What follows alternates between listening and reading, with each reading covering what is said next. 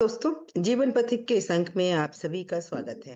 मित्रों, जैसा कि आप जानते हैं कि हम जीवन पथिक में आम विषय को लेकर बात करते हैं, उन विषयों पे बात करते हैं जो चर्चा में हैं।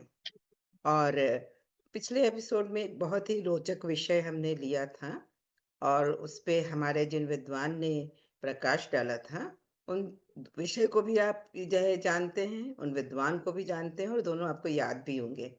और याद भला कैसे ना हो जो आपसे इतने जुड़े हुए हैं। विषय फिल्म था, तो फिल्म भी हमसे इतनी ज्यादा जुड़ी हुई है। और हमारे विद्वान आपके मित्र भी हैं, और वो हैं जो वाराणसी से जुड़ते हैं, डॉक्टर गौतम चटर्जी। तो पहले आइए इनका स्वागत करें। डॉक्टर गौतम चटर्जी, आपका इस अंक में स्वागत है। मेनका जी, आपका बहुत बहुत अभिनंदन कि हम लोग आज इस पल इस मुहूर्त में साथ साथ बात कर पा रहे हैं। This is the right time. Yes, of course. Gautam ji, एक बात कभी कभी ऐसी होती है, जैसे आपने कोई गीत सुना या कोई फिल्म देखी और वो फिल्म इतनी अच्छी लगती है कि हमारे साथ जुड़े हुए जितने भी लोग होते हैं, हम उनसे वो फिल्म शेयर करते हैं इन द सेंस कि हम ये बताते हैं कि ये फिल्म जरूर देखना, बहुत अच्छी लगेगी। और ये गीत जरूर सुनना बहुत अच्छा है। उसी तरीके से कभी कभी कोई व्यक्ति, किसी व्यक्ति की बात इतनी अच्छी लगती है कि हम उसको अपने शब्दों में ही बताने लगते हैं कि ये इंटरव्यू सुना था, कितना अच्छा था। तो बट नेचुरल वो व्यक्ति पूछेगा ये कहाँ सुन सकते हैं, क्या कर सकते हैं। तो अगर लिंक है तो हम लिंक शेयर करते हैं, आजकल के ये इलेक्ट्रॉनिक मीडिया जो है। लेकिन अगर आप कल्पना कीजिए कि वो व्यक्ति हमारे सामने हो, जिसकी बात हमें अच्छी लगी हो, तो अगर आपके साथ ऐसा हो तो आप क्या करेंगे? उस व्यक्ति से डायरेक्ट पूछेंगे ना? हाँ, बिल्कुल। तो मैं आपको ये बता दूं, ज्यादा घुमा फिरा के नहीं, कि जिस व्यक्ति की बात हमें बहुत अच्छी लगी थी वो है, वाराणसी के हैं। आप भी उनको जानते होंगे, डॉक्टर गौतम चटर्जी मेरे सामने हैं इस समय। अब आप ये तो पूछिए कि क्या बात अच्छी लगी थी। जब कोई अच्छा लगता है तो उसकी सारी बातें अच्छी लगती हैं। जब कोई अच्छा नहीं लगता तो उसकी सारी बातें अच्छी नहीं लगती हैं। लेकिन मैं इस तरह से बात ही करता हूँ कि उसमें से कुछ बातें अच्छी लगे, और वही बातें अच्छी लगती हैं जो श्रेय के लिए हो, जो लोगों के काम के लिए।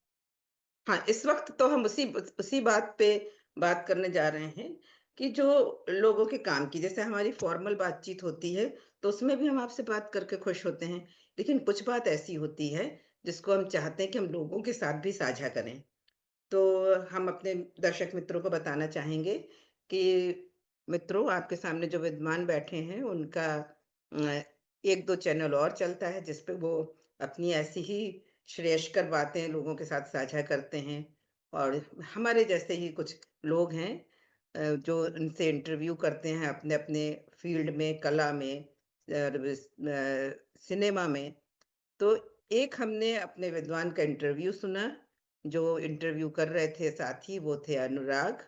तो गौतम जी, आपका अनुराग के साथ जो अभी एपिसोड हुआ था, जो श्याम बेनेगल पर केंद्रित था, अभी अभी वो आ, हमसे उन्होंने अलविदा कहा है, 23 तारीख को ही। तो वो हमने जो आपका अनुराग के साथ इंटरव्यू सुना श्याम बेनेगल का, वो मैं आज अपने मित्रों के साथ इसलिए साझा करना चाहती हूँ कि मित्रों, आपको जान के बड़ी खुशी भी होगी और आप बहुत सौभाग्यशाली अपने आप को मानेंगे कि हम आपसे ऐसे व्यक्ति का अपने एपिसोड में साक्षात्कार करवाते हैं जो हमारे आपके ही मित्र नहीं रहे हैं, बल्कि श्याम बेनेगल भी इनके बहुत क्लोज फ्रेंड्स में थे। और फ्रेंड तो हम नहीं कहेंगे, पर गौतम जी के बहुत अच्छे संग कहना चाहिए उनको मिला। और अब ये गौतम जी बताएंगे कि वो उनको फ्रेंड मानते थे, जो भी मानते हों, लेकिन बहुत निकट के थे संबंध। और मित्रों, गौतम जी ने श्याम बेनेगल पर एक फिल्म भी बनाई थी। अगर आप उसको यूट्यूब पे जो है कभी मौका मिले तो ज़रूर देखें। लेकिन आज हम श्याम बेनेगल जी के फ़िल्मों पे बात नहीं करेंगे। हम आपको इसलिए गौतम जी से बात करवा रहे हैं आज, कि हम आज इनसे पूछेंगे कि श्याम बेनेगल के साथ जो बातें हुई, जो उनका संग था, जो उनकी ऐसी बातें थीं जो हम आप नहीं जान सकते हैं, वो वही व्यक्ति जान सकता है जो उनके निजी जीवन में जुड़ा हो। तो नो डाउट श्याम बेनेगल जी का फ़िल्म के क्षेत्र में बहुत अच्छा योगदान था, श्रेष्ठ था नहीं उसको हम हाँ, है कहेंगे। क्योंकि वो फ़िल्में आज भी हमारे बीच हैं और हमारा मार्गदर्शन भी करती हैं, हमको लाभान्वित भी करती हैं, कैसे करती हैं। तो गौतम जी हम बिना अब और किसी बहुत लंबा समय मैंने ले लिया, आप हमारे दर्शक मित्रों को बताइए कि श्याम बेनेगल जी से कैसे परिचय हुआ? आप उनके साथ कितना रहे, क्या-क्या जानते हैं? ये सारी बातें हैं और फ़िल्में उनकी कैसी थीं? बहुत-बहुत धन्यवाद मेनका जी। कई बार होता क्या है कि आप किसी के साथ थोड़ी देर ही रहते हैं, लेकिन वो थोड़ी देर बहुत देर तक रहना हो जाता है। ऐसा अगर कुछ लोग या सारे लोग ऑब्ज़र्व कर सकें तो ऐसा होता है। किसी के साथ आप सारा जीवन रहते हैं और थोड़ी देर भी रहना नहीं होता है और किसी के साथ आप थोड़ी देर जुड़ते हैं और हमेशा का वो जुड़ाव हो जाता है। तो ये ईश्वर की कृपा कहें या इसको तो मैं वरदान कहता हूँ, क्योंकि वो बहुत जनरलाइज़्ड टर्म ईश्वर की कृपा। ये वरदान है कि मेरे जीवन में कभी कोई यात्रा नहीं रही, कभी कोई लक्ष्य नहीं रहा, लेकिन हमेशा संग रहा है। तो जब भी कोई साथ हुआ, तो वो हमेशा का साथ हुआ। इसी क्रम में श्याम बेनेगल जी से मेरा जब परिचय हुआ, फिर साथ बना। इस साथ का सौंदर्य ये होता है कि अगर आप उसके साथ वर्षों नहीं मिलते हैं, वर्षों बात नहीं होते हैं, तो कोई फ़र्क नहीं पड़ता दोनों को। और जब मिलते हैं, तो पूरे दिल की सारी बातें आप उससे शेयर करते हैं, दोनों को बहुत अच्छा लगता है। इस प्रकार के साथ ही हुए हैं, जिसमें से एक श्याम बाबू के साथ था। तो वो मेरे लिए फ़ादर फिगर थे। वो भले ही स्नेह करते थे और फ्रेंडली बात करते थे। मुझसे वो सीधे-सीधे 30 साल बड़े और खुशी तो नहीं कहेंगे, बल्कि मैं बहुत ही शांत और आश्वस्त हुआ, जब वो परसों देह में नहीं रहे। क्योंकि एक व्यक्ति जिसके साथ कीमो चल रहा हो, जिसको डायलिसिस पे जाना हो रहा हो और जिसकी शरीर की आयु 90 साल हो गई हो, एक तो आप समझ सकती हैं कि 60 साल के बाद ही कई प्रॉब्लम शुरू हो जाती हैं, जीवन के वानप्रस्थ में। तो उनसे बात होती थी, वो कहा करते थे कि ओल्ड एज प्रॉब्लम्स हैं, अदरवाइज आई एम ऑलराइट। यही उनका हमेशा का डायलॉग है पिछले 10 सालों। 10 सालों के बाद पिछले 3 सालों में यही रह रहा है। 3 सालों में भी पिछले 1 साल में भी यही रहा कि कुछ नहीं, मैं ठीक हूँ और मैं उनकी आवाज़ भी वैसी थी। 2022 तक कि 2-3 बार मैं हॉस्पिटल हो आया हूँ, वो ओल्ड एज प्रॉब्लम है, अदरवाइज आई एम ऑलराइट। और बिल्कुल कॉन्फिडेंस से बोलते हैं। और 21-22 में आप देखिएगा मेरी फ़िल्मों में वो कैसे दिख रहे हैं और 23 से अचानक से वो 90 साल के दिखने लगे। 21 में जब मैं उनसे बात कर रहा हूँ और 22 में मैं जब उनकी फ़िल्म दिखाया हूँ बॉम्बे में, तब वो शरीर कैसे दिख रहे हैं। 23 और 24 ये 2 साल वो बिल्कुल जीर्ण-शीर्ण हो गए और वो इशारा है प्रकृति की ओर से कि आप इस शरीर को छोड़िए और दूसरा एक स्वस्थ शरीर लीजिए और आप अपने आप को कंटिन्यू करिए। तो इसलिए जब उन्होंने 23 दिसंबर को ये शरीर छोड़ा, 1 महीने से हम लोग बातचीत में नहीं थे, क्योंकि वो बातचीत करने की स्थिति में ही नहीं। फ़ोटो खिंचवाना या लोगों से मिलना तो बहुत दूर की चीज़ है। तो ऐसे में क्योंकि मेरा उनके पास जो भी गुड मॉर्निंग और मैसेज जाते थे, तो ब्लू टिक होता था, उसी से लग जाता था। 1 महीने से ब्लू टिक नहीं हो रहा था। उनकी बेटी पिया है, उससे पता चलता था। तो किसी के साथ भी ऐसी चीज़ें हो सकती कि होगी ही, कि जब ओल्ड एज होगा तब सेनाइल कैसे आदमी हो जाता है। लेकिन उनका ब्रेन बिल्कुल शार्प था, मेमोरी अच्छी थी, आवाज़ वही थी। तो लेकिन वही 1 महीने में चीज़ें और बिगड़ने लगी। हफ्ते में 1 दिन डायलिसिस पे जाते थे, फिर 3 दिन जाने लगे। फिर उससे 1 महीने में मतलब 23 नवंबर से 23 दिसंबर और चीज़ें और चीज़ें फेल्योर होने लगी, जो कि किसी भी शरीर का होता है, चाहे वो तोते का शरीर हो, चाहे मनुष्य का शरीर हो, चाहे किसी का भी हो। तो मैंने देखा है, ऑब्ज़र्व किया है कि जो चिड़िया होती है, मैं ढूँढता था कि ये लोग इन लोग का इनकी डेथ के बाद बॉडीज़ क्यों नहीं मुझे देखने को मिलती। ऐसा तो नहीं है सारी चिड़िया को सारी बिल्लियाँ खा जाती हैं, ऐसा तो नहीं है। शाम को इतनी चिड़िया लौटती है, लेकिन ऐसा कभी नहीं दिखा कि किसी पेड़ के नीचे सारी चिड़िया मरी पड़ी। यानी वो लोग ढूंढ लेती है अपने अंतिम दिनों में कि हमें कहाँ जाके शरीर को छोड़ना है। इस तरफ अभी तक जीव विज्ञानियों का भी ध्यान नहीं गया है, जाना चाहिए। मैंने कुत्तों की ओर भी देखा है, लास्ट टाइम में वो एक ऐसी जगह को खोज लेते हैं जहाँ पर वो बहुत ही निरापद ढंग से रह सके, कोई डिस्टर्ब ना करे। उनको लग जाता है कि मेरा अंतिम समय आ गया। तो ऐसा मनुष्य भी चाहे तो कर सकता है। तो श्याम बाबू के जीवन में जो 90 साल की उम्र में आखिरी जो महीना था, वो उसमें वो घिर गए थे तमाम लोगों से, और मुझे बहुत अच्छा लगा कि उन्होंने इस देह को छोड़ दिया ताकि वो नई देह ले सके, और दुनिया में वो जैसे जो कंट्रीब्यूट करना चाहते थे वो कर सके। ये स्पिरिचुअल दृष्टि से देखना है उनको मेरी ओर से। आमतौर पर लोग कहेंगे कि बहुत दुख है, बहुत सैड न्यूज है, अपूर्णीय क्षति हुई, बिग लॉस, जो बोगस बातें हैं, इसका कोई मतलब नहीं। क्योंकि अगर कैसे लॉस है, जिन्होंने इतना दिया, हम लोगों ने इतना गेन किया उनसे, 90 साल की उम्र में फिर वो कैमरा और सब चीजों को लेकर फिल्म तो बनाने निकलेंगे नहीं, है ना? कोई भी नहीं निकल सकता। लोग 60 साल में ही बूढ़े हो जा रहे हैं, तो 90 साल तक बिल्कुल जी बट पा रहे थे। तो हम लोग को ये अपनी भाषा सुधारनी चाहिए, जो पारंपरिक भाषा भी नहीं कहेंगे, बहुत ही क्लीशे और नीशे की भाषा है। अब अजीब सी रूढ़िगत भाषा है, इसका प्रयोग बंद हो जाना चाहिए। रेस्ट इन पीस और आदि आदि। तो बहुत अच्छा रहा उनके घर वालों के लिए भी, हम सब के लिए, कि उन्होंने उस शरीर को छोड़ा, वो डिपार्टेड सोल जिसको कहें, जिसमें बहुत सारी तकलीफें होने लगी थी, आगे और होती है ना। लेकिन वो सत्यजीत रे की तरह से मैंने देखा था, जैनेन्द्र कुमार जी की तरह से, वो भी बॉम्बे में ही थे, ये निर्वाक हो गए थे। मतलब उसके अपने देहांत से 1 महीने पहले से इन्होंने बोलना बंद कर दिया, सत्यजीत रे ने भी और जैनेन्द्र कुमार ने। तो मैंने सोचा था ऐसा क्यों होता है, क्योंकि मेरे घर में एक तोता था, वो भी अंतिम दिनों में उसकी आवाज उस पूरी नहीं निकलती। तो मुझे लगा जो हमारे जिस ऑर्गन का यूज ज्यादा होता है, जब क्षय होने लगता है, क्योंकि all life are subject to birth, grow, decay, and जब डिके होने लगता है तो सबसे पहले वो ऑर्गन फेल होने लगता है जिसका उपयोग ज्यादा किया उसमें। अगर वो खूब चला है तो पैर में आता है, अगर तोता ने बहुत बोला है तो बोला ही ज्यादा है, अगर वो पिंजरे में था तो उड़ा तो नहीं है, उसकी आवाज चली जाती है।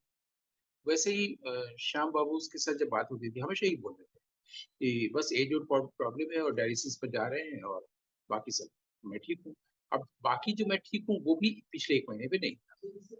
एक तो हुआ कि उनका देहांत हो रहा है, देहकांत हो रहा है, बाकी तो वो हमेशा है।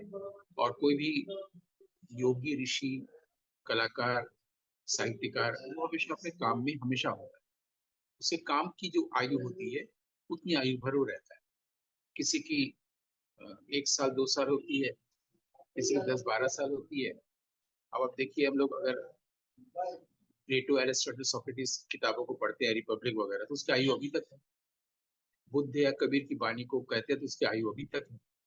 तो आपके कंट्रीब्यूशन में, आपके काम में, आपके उसी में आपकी आयु सुरक्षित है, ऐसा मुझे लगता है। तो जब भी अंकुर की बात होगी, भूमिका की बात होगी, निशांत की बात होगी, डिस्कवरी ऑफ इंडिया से चैनल सीरियल की बात होगी, तो हमेशा ही। अब आगे उस कुछ शरीर लेके काम करना, उसके लिए एक स्वस्थ शरीर भी तो चाहिए काम करने के लिए। इसने साइंटिफिक ढंग से लोगों को देखना चाहिए। जहाँ तक मेरी बात है, मैं तो अखबार में था, और मेरा जो एरिया था वो फिल्म और theatre, dance, music, education, philosophy, यही सब था। उसी में बहुत लोगों से मिलता था, फिल्म समारोह जाते थे, तो श्याम बाबू से भी मुलाकात हुई थी। और कई शूटिंग के दौरान मैं तो सत्यजीत रे की शूटिंग में था, और लोगों की शूटिंग में भी शामिल हुआ। लेकिन एक फिल्म थी वहां पर त्रिवेंद्र में दिखाई जा रही थी, तब तक एक हॉल में सिंगल स्क्रीन का जमाने में एक हॉल में 3 स्क्रीन हो, ये मैंने पहली बार देखा था। उस थिएटर का नाम है कैरली, पता नहीं अभी है कि नहीं। कैरली में एक साथ 3 फिल्में चल रही थी, फिल्म फेस्टिवल। उसमें श्याम बेनेगल की भी थी, मेकिंग ऑफ महात्मा। वहां से हम लोग के परिचय को ऐसा रूपांतरण हुआ परिचय का, जिसको हम लोग कह सकते हैं कि घनिष्ठता। और फिर तो उसके बाद इतनी बार मैं दोहरा चुका हूँ बातें, क्योंकि अभी जब उनका डेथ हुआ तो उसके बाद फोन आने लगे। जाहिर सी बात है कि मीडिया में क्या होता है कि किसको डेथ होता है तो वो तो बोल नहीं सकता, उससे जुड़े लोगों की खबर उनको रहती है, उनको कॉल करना शुरू हो जाता है अभी न्यूज पेपर में देने के लिए। तो वो सब शुरू हो गया, बोलते रहे। फिर कल भी बहुत सारे इंटरव्यूज हुए, जूम सेशंस हुए, शायद आपने भी वो देखे होंगे। तो देश भर के तमाम लोगों को लेकर बैठा के बात करना, जो आजकल का फैशन है ठीक भी है। तो उसमें ये था कि बीएचयू में मैं हम लोग फिल्म फेस्टिवल करते थे, क्योंकि फिल्म कोर्स में थे। इसके जरिए क्या होता था कि जो कोर्स कर रहे हैं, पढ़ रहे हैं मास्टर्स में, वो अपने अपने पेपर प्रेजेंट कर सकते थे, उनकी तैयारी होती थी फेस्टिवल में। साथ में हम लोग एक मेमोरियल लेक्चर करते थे, सत्यजीत रे मेमोरियल लेक्चर। तो कई लोग आ चुके थे देश भर से, जो भी हम लोग के संपर्क में होते थे, जाहिर है कि मेरे ही संपर्क में होते थे कि मैं ही इन लोगों के साथ रहा हूँ और डिपार्टमेंट में गया हूँ, तो विद्यार्थियों के भले के लिए मैं खुद ही अपना उपयोग करता था डिपार्टमेंट के लिए। तो उसमें ये हुआ कि इस बार श्याम बाबू को बुलाया जाए, और उनको फोन किया, वो आ गए। उन्होंने इतना एक प्रोफाउंड अपना पेपर पढ़ा इसमें आके, उसको मैं कभी नहीं भूल सकता। और उसके बाद फिर हुआ कि मैं बॉम्बे गया हूँ तो बातचीत हो जाए, और जब बातचीत होगी तो हुआ कि इसको एक फिल्म का रूप दिया जाए, क्योंकि आमतौर पर फिक्शन या फिर डॉक्यूमेंट्री यही होता है, लेकिन बातचीत को फिल्म का रूप दिया जाए, एक नई तरह की विधा की बात आती है। तो वो हम लोगों ने किया और फिर फिल्म दिखाई गई। अब उनका जो कॉन्ट्रीब्यूशन है उस पर हमने बात, सवाल ये उठता कि फिर मेरा कॉन्ट्रीब्यूशन क्या है। मेरा कॉन्ट्रीब्यूशन इतना ही हुआ, रामायण की गिलहरी की तरह, कि बॉम्बे में वो रह रहे हैं और बॉम्बे की फिल्म इंडस्ट्री का या फिल्म से जुड़े लोगों का, बल्कि उनकी फिल्म में काम करने वाले लोगों का किसी का ध्यान नहीं था। ऐसा हम सबके साथ होता है, जब कोई व्यक्ति महान हो जाता है या हम लोग के आसपास ही रहता है, हम लोग जानते हैं वो तो है ही है।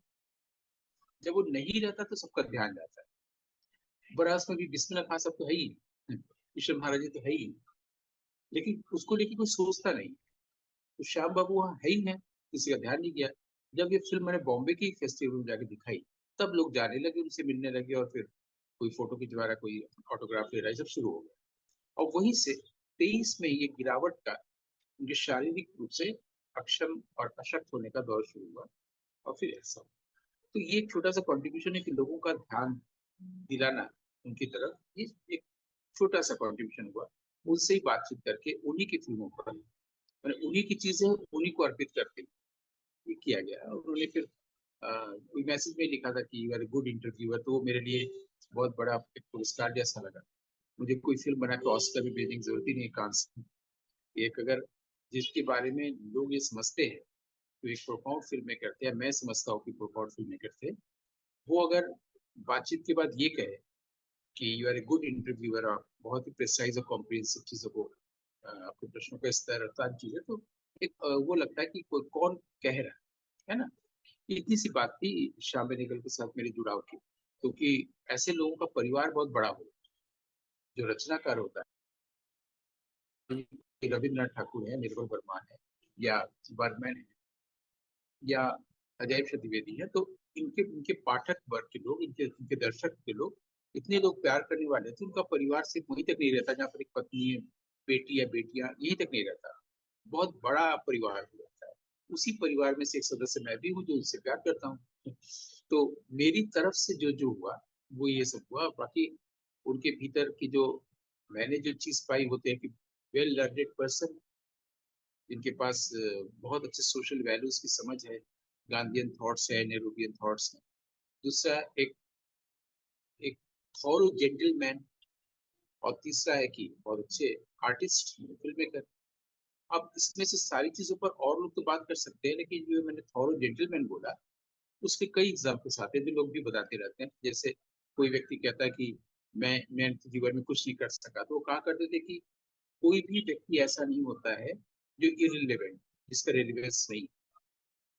अब ये कोटेबल कोट्स जैसा हो जाए, लेकिन अगर हम लोग बचपन में जाएं, तो हम लोग बचपन में सुभाषित पढ़ते थे कि संसार में एक भी शब्द ऐसा नहीं है जिसमें मंत्र की शक्ति ना हो। संसार में या दुनिया में ऐसा एक भी वृक्ष नहीं है जिसमें औषधि की संभावना ना हो। संसार में एक भी मनुष्य ऐसा नहीं है जो सर्वथा अयोग्य हो। अगर किसी की कोई चीज दुर्लभ है संसार में, वो है कि इसे जानने वाला।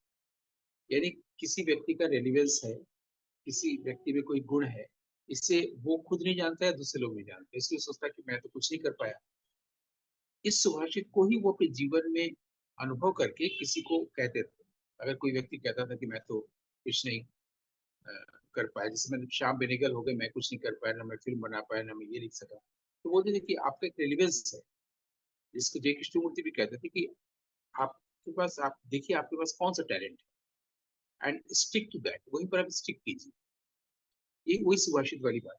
इसी को कोई कवि ने कविता के रूप में लिखा है, जैसे कि इस वृक्ष पर असंख्य पत्तियां हैं, एक भी पत्ती अनावश्यक नहीं।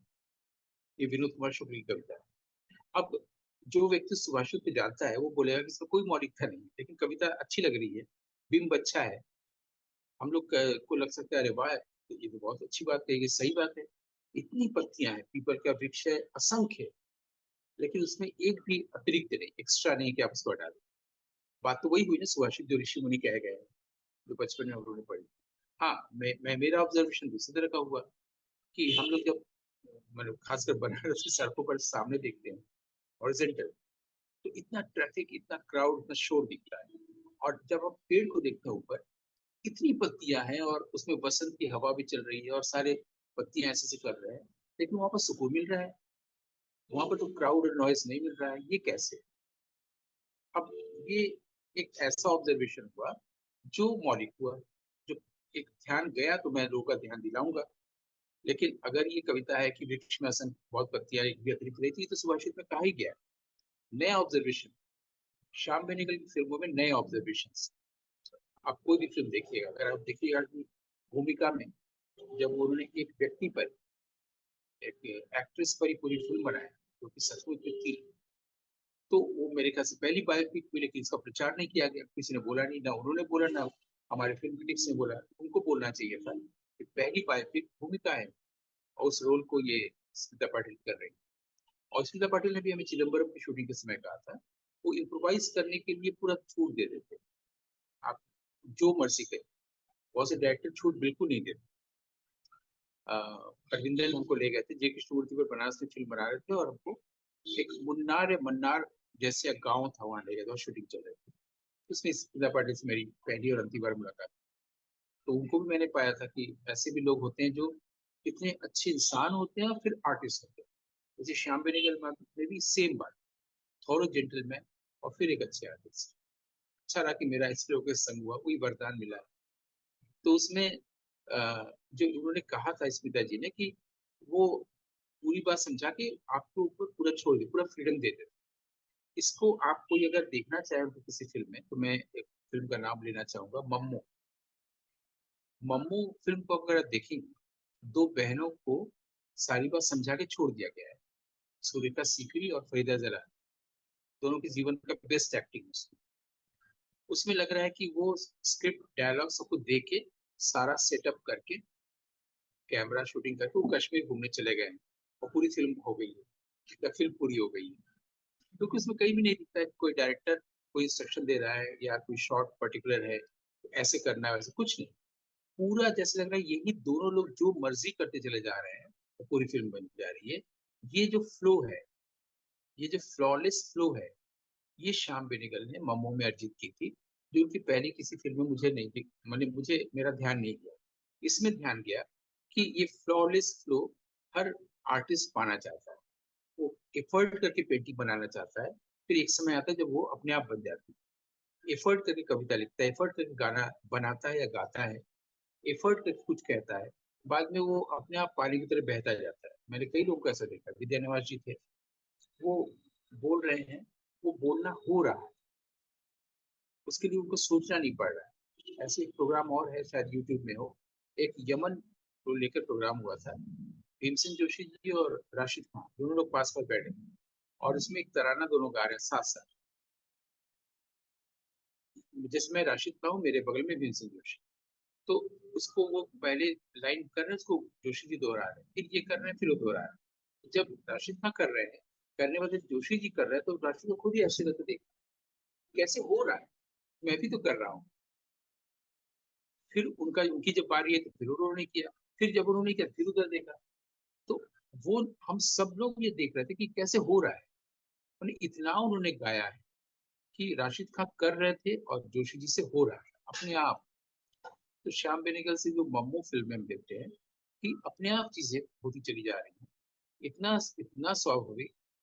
इसके लिए हम लोग के बाग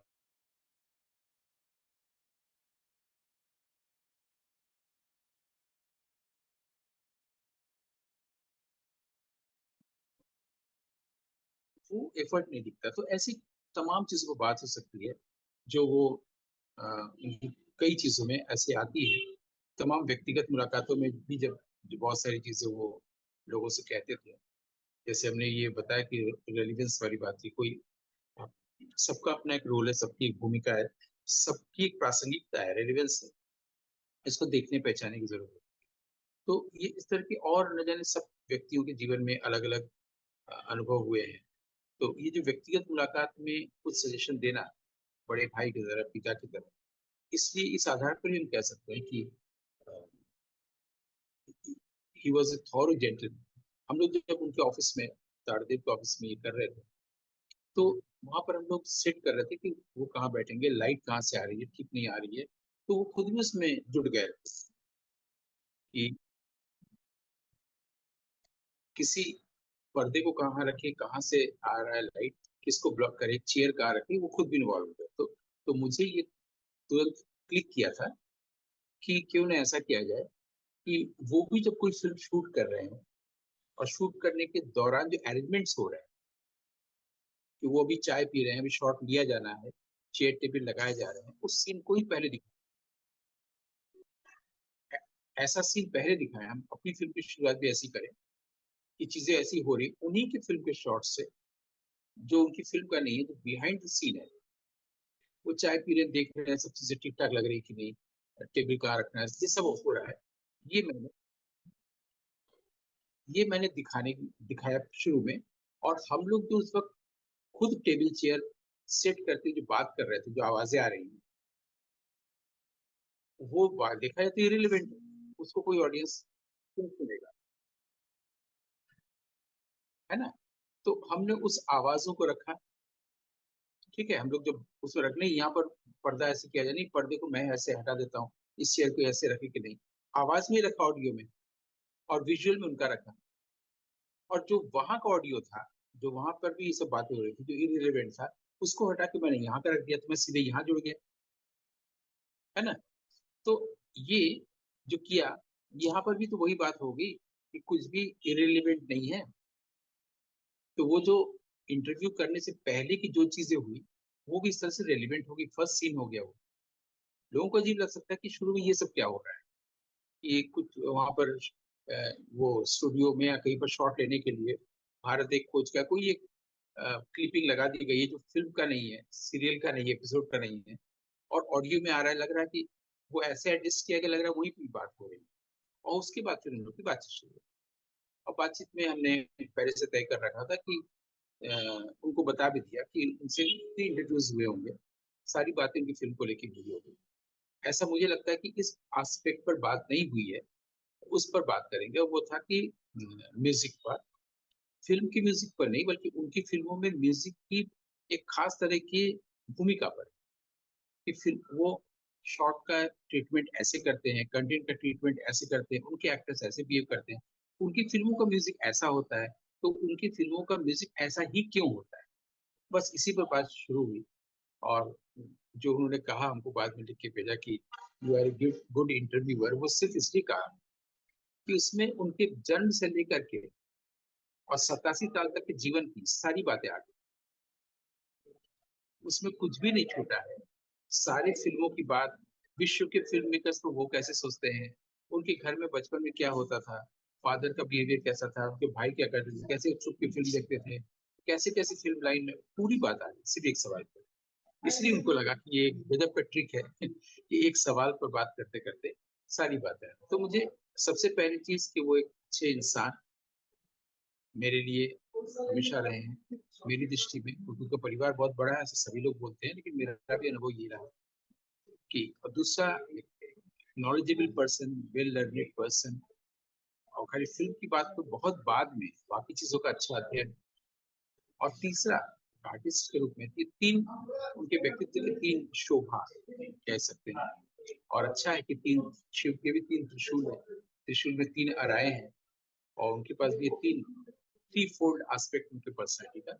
जो मुझे दिखा वो मैंने बर्ड्स आई व्यू आपको बताया जो आपने पूछा।